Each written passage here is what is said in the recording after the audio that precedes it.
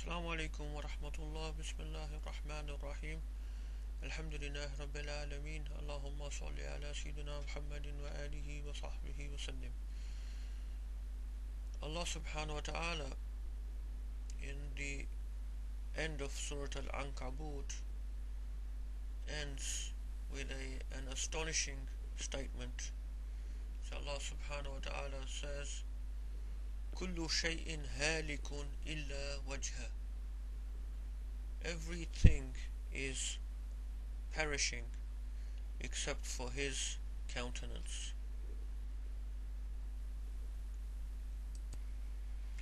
This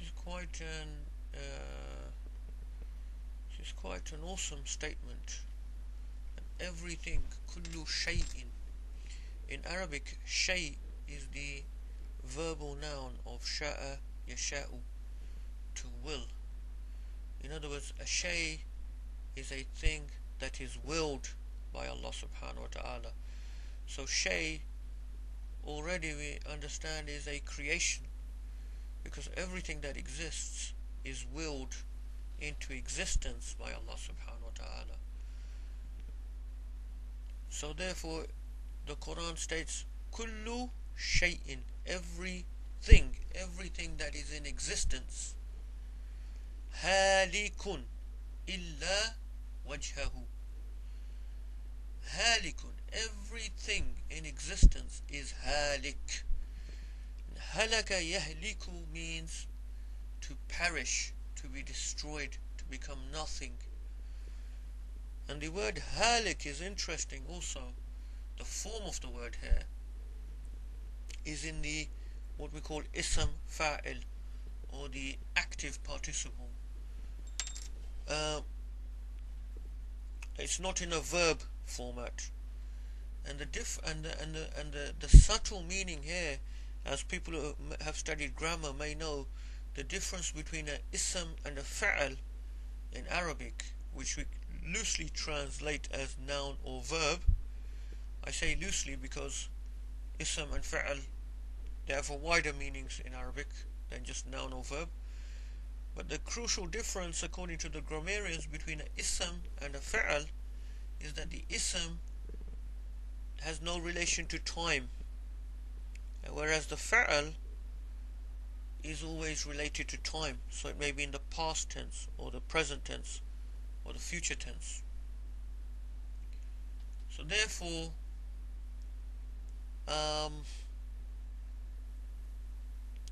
when Allah subhanahu wa ta'ala says kullu shay'in halikun, everything is perishing. It's not limited to time. Everything was perishing, is always perishing. Everything is always in a state of annihilation, in other words. Illa wajhahu, except for his countenance.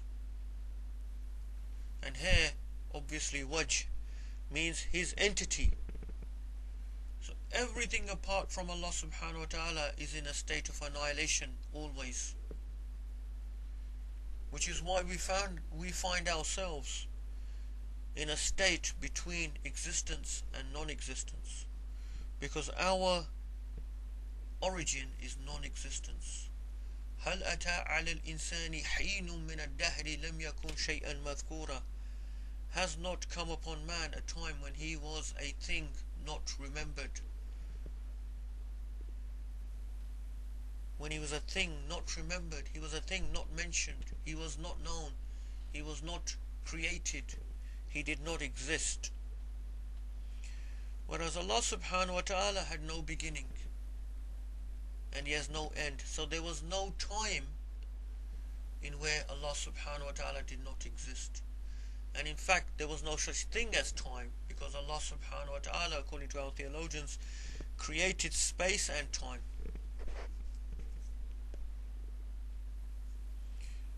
So this awesome statement at the end of Surah Al-Ankabut reminds us of the essence of our reality, which is between non-existence and existence. And our existence is only there by the mashi'ah, the will and the power of Allah subhanahu wa ta'ala in every moment. And in any moment, if He takes away that will and that power, we would go back into non-existence.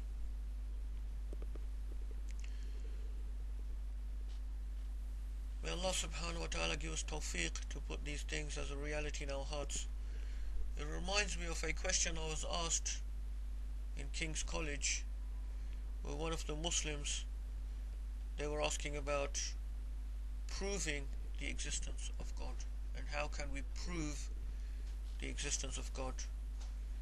And actually, what this ayah reminds us of is that Allah subhanahu wa ta'ala is the only. So the brother was asking, can you prove that the existence of God? Now, what this ayah is reminding us is that in fact nothing is real except for Allah subhanahu wa ta'ala. So it's an absurdity to say, can we prove the existence of the only one that is in reality existent? And the Quran says, قَالَتْ رُسُلُهُمْ أَفِي اللَّهِ شَكٍّ. The messengers said, is there any doubt in Allah subhanahu wa ta'ala? And the other thing the brother probably may not have realized is that Iman and Yaqeen, certainty and strong Iman, do not come through theological reasoning. And our ulama recognized this from the earliest times. And our ulama talked about what they call the Iman of the old woman, Imanu Ajuz.